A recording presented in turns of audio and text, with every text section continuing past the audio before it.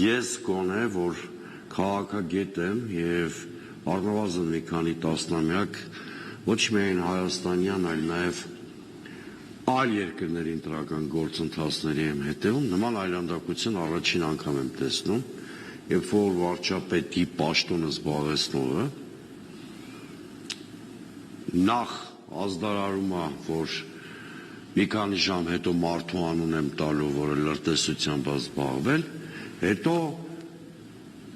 այդ հանդիպման ժամանակ ուղիղ հրահանգ է իջեցնում իրավապահ մարմիններին։ Այստեղ մի քանի շերտ կա։ Առաջինը, դուք գիտեք, հենց ինքն է այդ մասին անոնսավորել, որ Նիկոլ Փաշինյանը այս պահին պաշտոնապես գտնվում է արձակուրդում։ Եվ ընտրական օրենսգրքի պահանջն է դա, ոչ թե իր ցանկությամբ է գտնվում։ Հետևաբար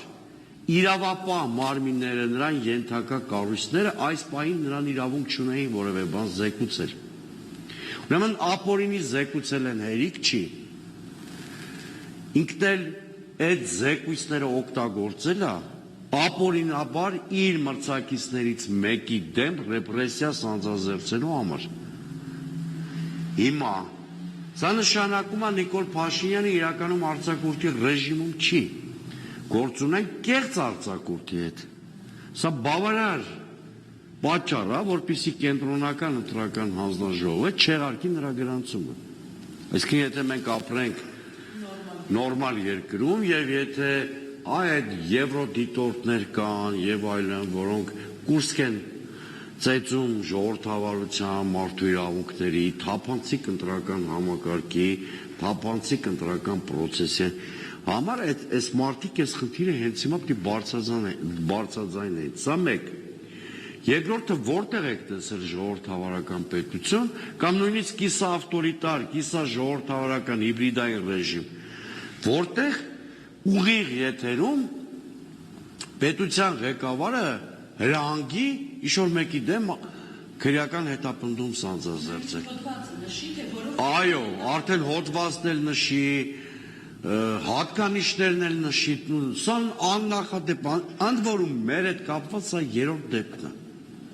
Ես ուզում եմ հատուկ հիշեցնել։ Ընդ որում այդ 3 դեպքերը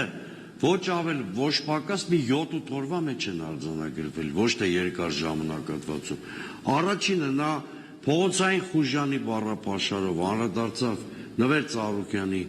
հարցին, որից ընդամենը 1 ժամ հետո գլխավոր դատախազությունը հաղորդագրություն արեց։ Երկրորդը նա 3 էլի քաղաքական վրեժխնդրության, քաղաքական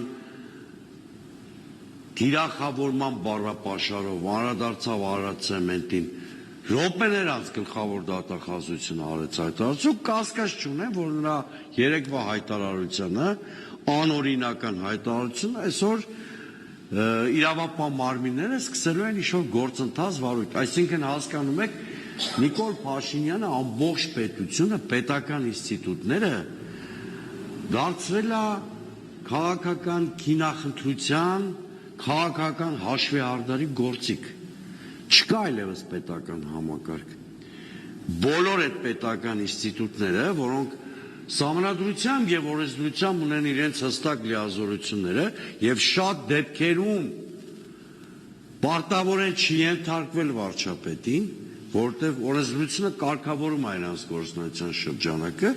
վերածվել են Նիկոլ Փաշինյանի գրպանում տեղավորված պատժիչ գործիքների։